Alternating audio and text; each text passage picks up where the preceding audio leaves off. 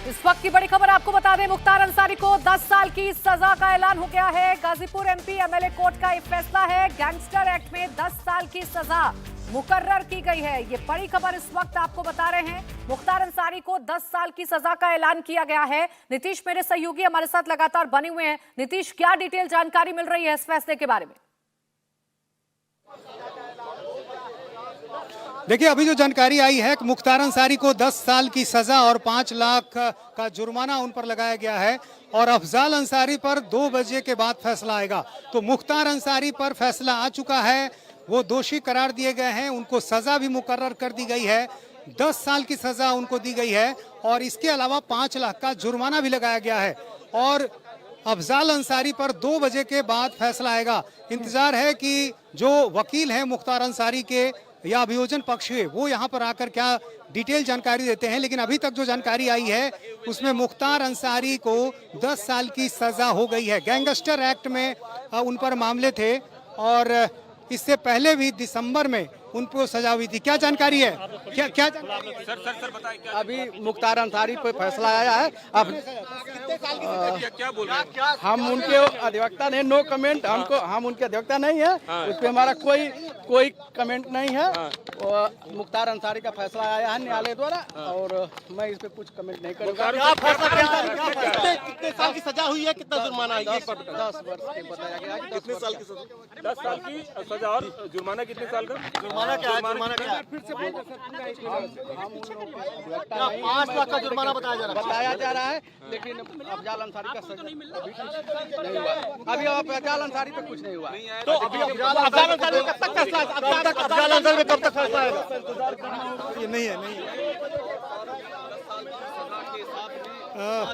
Court के अंदर से जो एक वकील आए हैं, हालांकि वो मुख्तार अंसारी के वकील नहीं हैं, लेकिन उन्होंने जानकारी दी है कि 10 साल की सजा हुई है और 5 लाख का जुर्माना हुआ है। और देखिए, ये उम्मीद की भी जा रही थी क्योंकि मुख्तार अंसारी पर 2 मुकदमों के आधार पर गैंगस्टर एक्ट लगाया गया था।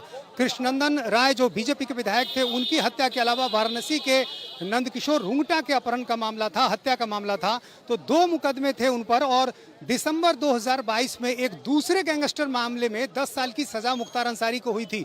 तो बहुत संभावना इस बात की जताई जा रही थी कि मुख्तार अंसारी को मैक्सिमम पनिशमेंट जो गैंगस्टर एक्ट में है 10 साल की सजा का प्रावधान वो दिया जाएगा। तो वीडियो कॉन्फ्रेंसिंग के जरिए मुख्तार अंसारी जुड़े थे बांदा जेल से, उसमें फैसला आ गया है। इंतजार है कि अब अफजाल अंसारी पर क्या फैसला आता है।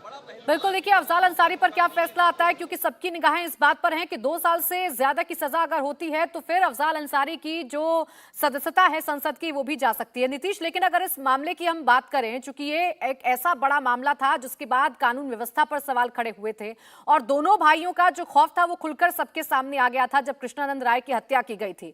इस मामले में क्या क्या डेवलपमेंट हुए, किस तरीके से मुश्किलें जो है मुख्तार अंसारी की बढ़ती चली गई?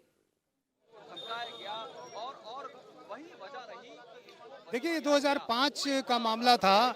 बीजेपी के विधायक कृष्णनंदन राय एक कार्यक्रम में गए हुए थे, वहां पर काफ़ी गोलियां चली, सैकड़ों राउंड गोलियां कही जाती हैं चली और उनके बेटे पीयूष राय ने मुझे बताया था कि पिताजी के शरीर से करीब 67 गोलियां निकाली गई थी। तो आप समझ सकते हैं कि कितने बड़े पैमाने पर इस हत्याकांड को अंजाम दिया गया था और कृष्णनंदन राय समेत 7 लोगों की हत्या की गई थी। उसके बाद से कानूनी लड़ाई जो है लंबे समय तक चलती रही। सीबीआई जांच हुई, सीबीआई ने पूरे मामले की जांच की।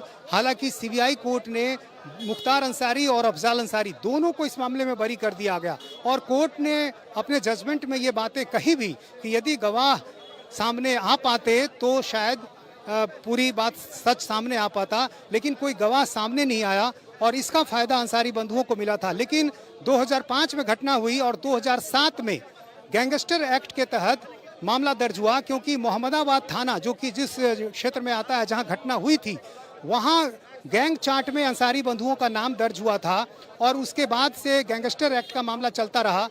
सितंबर 2022 में आरोप तय हुआ, फिर जनवरी 2023 में अभियोजन पक्ष की तरफ से जो है वो बयान दर्ज हुए। इंस्पेक्टर जो अब रिटायर्ड हो चुके थे, रामदरस यादव और सूर्य प्रकाश यादव, ये मोहम्मदाबाद थाने में तैनात थे, उनकी गवाही हुई। फिर अंसारी बंधुओं की फरवरी में गवाही हुई।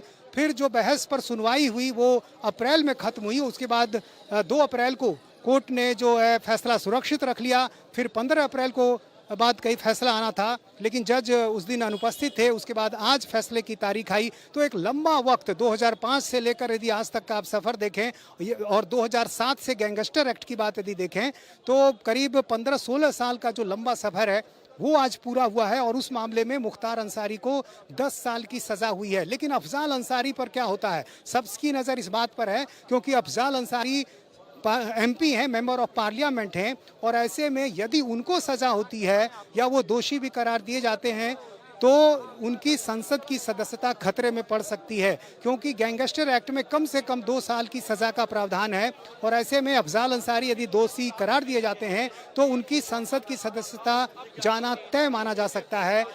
हालांकि जमानत के लिए जो कार्रवाई होगी वो ऊपरी अदालत में होगी।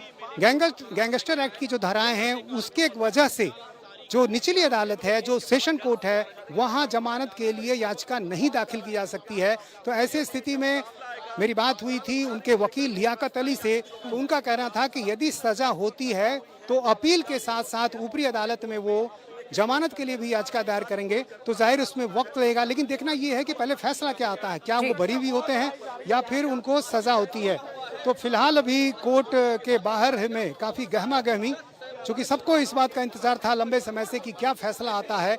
और जो फैसला आया है उसमें मुख्तार अंसारी के लिए एक और मुश्किल, 44 साल से मुख्तार अंसारी के खिलाफ मुकदमे चल रहे हैं।